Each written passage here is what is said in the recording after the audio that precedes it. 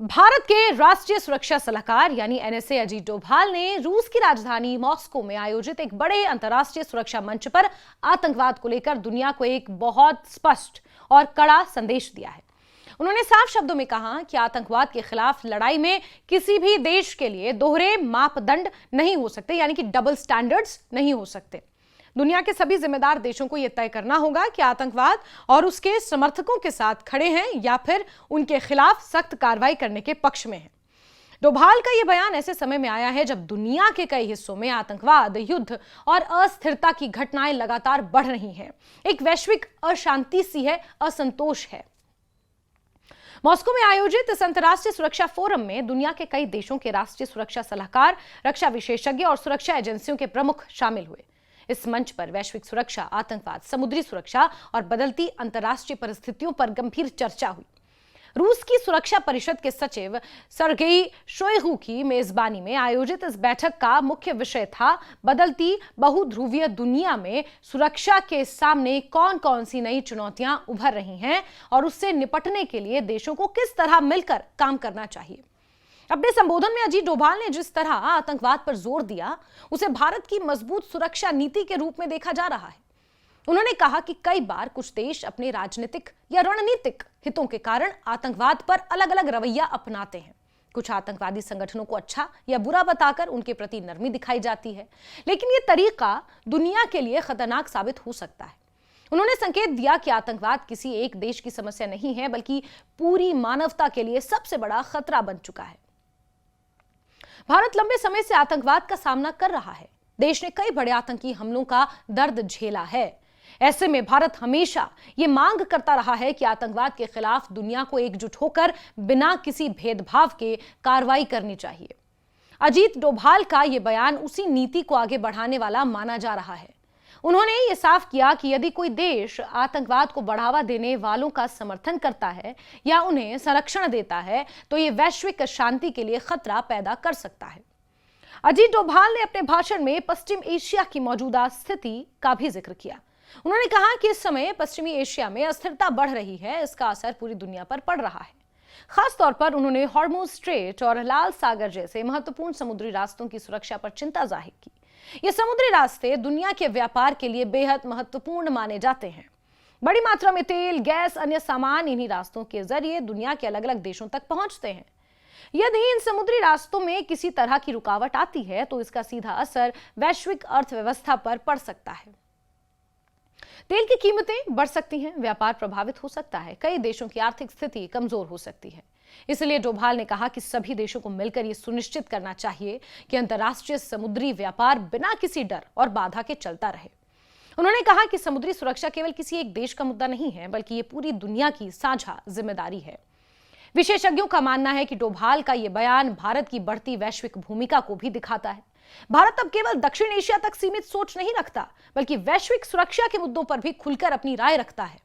भारत की विदेश और सुरक्षा नीति में पिछले कुछ वर्षों में बड़ा बदलाव आया है। अब भारत दुनिया के बड़े मंचों पर आतंकवाद, साइबर सुरक्षा, समुद्री सुरक्षा और आर्थिक स्थिरता जैसे मुद्दों पर सक्रिय भूमिका अदा करता है। मॉस्को फोरम के दौरान अजीत डोभाल ने रूस के वरिष्ठ नेता सर्गेई शोइगु से भी मुलाकात की। इस मुलाकात में दोनों देशों के बीच रक्षा, सुरक्षा, ऊर्जा, आर्थिक संबंधों पर विस्तार से चर्चा हुई। भारत और रूस लंबे समय से करीबी रणनीतिक साझेदार रहे हैं। रक्षा क्षेत्र में दोनों देशों का सहयोग काफी मजबूत माना जाता है। भारत की सेना में इस्तेमाल होने वाले कई बड़े रक्षा उपकरण रूस से ही आए हैं। ऐसे में दोनों देशों के बीच सुरक्षा सहयोग का महत्व और भी बढ़ जाता है। इस बैठक में नई दिल्ली में होने वाली ब्रिक्स एनएसए बैठक पर भी चर्चा हुई। ब्रिक्स दुनिया के प्रमुख उभरते देशों का समूह है, जिसमें भारत, रूस, चीन, ब्राजील और दक्षिण अफ्रीका शामिल हैं। हाल ही के वर्षों में ब्रिक्स का दायरा और प्रभाव लगातार बढ़ रहा है। इस मंच के जरिए सदस्य देश आर्थिक और रणनीतिक सहयोग को मजबूत करने की कोशिश कर रहे हैं। सुरक्षा और आतंकवाद के मुद्दे पर भी ब्रिक्स देशों के लिए महत्वपूर्ण बनते जा रहे हैं। डोभाल की मॉस्को यात्रा ऐसे समय में हुई जब अंतर्राष्ट्रीय राजनीति तेजी से बदल रही है। दुनिया इस समय कई संकटों का सामना कर रही है।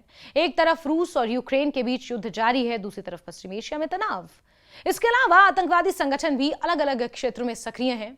ऐसे माहौल में भारत लगातार ये संदेश देने की कोशिश कर रहा है कि वैश्विक शांति बनाए रखने के लिए देशों को सहयोग और संवाद का रास्ता अपनाना होगा।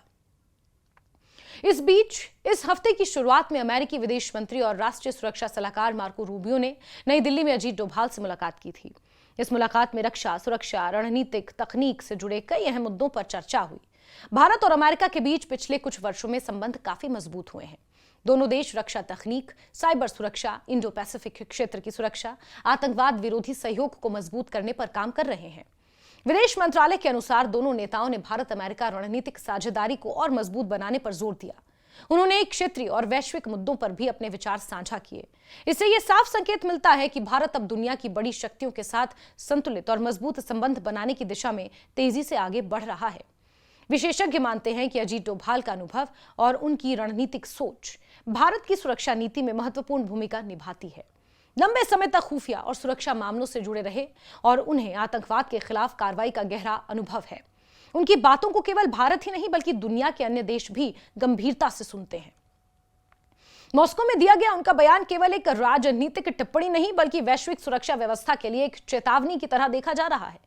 आज दुनिया जिस दौर से गुजर रही है उसमें आतंकवाद का खतरा पहले से ज्यादा जटिल हो चुका है। अब आतंकवादी संगठन केवल हथियारों से हमला नहीं करते बल्कि साइबर हमले, ड्रोन तकनीक और सोशल मीडिया का भी इस्तेमाल कर रहे हैं।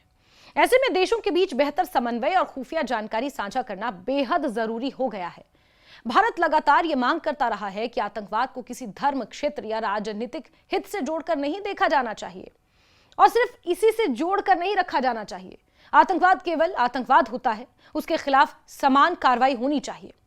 अजीत डोभाल के बयान को भारत की स्पष्ट और मजबूत विदेश नीति के रूप में अब देखा जा रहा है और यही नीति स्थापित हो चुकी है। भारत ये दिखाना चाहता है कि वो आतंकवाद के खिलाफ किसी भी तरह की नरमी के पक्ष में नहीं है। साथ ही भारत वैश्विक व्यापार, समुद्री सुरक्षा और क्षेत्रीय स्थिरता जैसे मुद्दों पर भी सक्रिय भूमिका निभाना चाहता है। मॉस्को फोरम में भारत की सक्रिय भागीदारी इस बात का संकेत है कि आने वाले समय में भारत अंतर्राष्ट्रीय सुरक्षा मामलों में और अधिक प्रभावशाली भूमिका निभा सकता है। भारत की बढ़ती आर्थिक ताकत, मजबूत कूटनीति और रणनीतिक सोच उसे दुनिया की प्रमुख शक्तियों में शामिल कर रही है। यही कारण है कि आज भारत की बात को दुनिया गंभीरता से सुन रही है। कुल मिलाकर मॉस्को में अजीत डोभाल का संदेश केवल आतंकवाद के खिलाफ चेतावनी नहीं था बल्कि दुनिया के देशों से एक स्पष्ट अपील थी। उन्होंने ये बताने की कोशिश की कि यदि दुनिया को सुरक्षित और स्थिर बनाना है तो आतंकवाद के खिलाफ एकजुट होकर बिना किसी भेदभाव के कार्रवाई करनी होगी। साथ ही अंतर्राष्ट्रीय व्यापार, मार्गों की सुरक्षा और वैश्विक सहयोग को भी मजबूत करना होगा। भारत का ये रुख आने वाले समय में वैश्विक राजनीति और सुरक्षा व्यवस्था में उसकी भूमिका को और ज्यादा मजबूत बना सकता है।